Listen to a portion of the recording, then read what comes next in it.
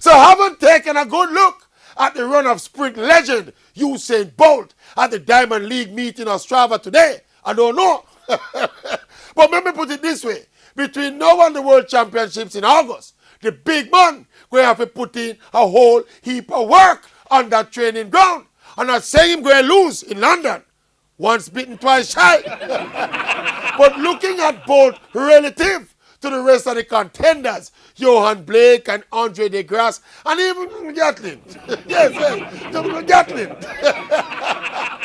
All of them gone sub 10 already and are looking much sharper than Bolt. Remember now, at the Racers Grand Prix 2.5 weeks ago, Bolt never lined up in the main 100-meter race with the big-name sprinters. He was placed in a specially assembled field.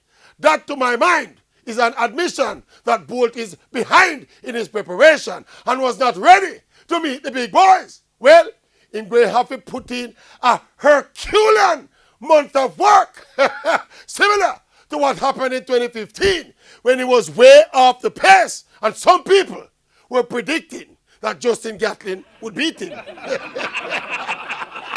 If we have to do the same thing in London this year, the only thing that is missing from the routine is that trip to Germany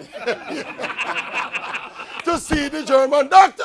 You all notice the big man kind of flinching and grimacing after the race today. Germany time. Germany, let me advise him in German. Make that trip to Germany and everything will be fine. You saying, Machen Sie das Trip to Deutschland.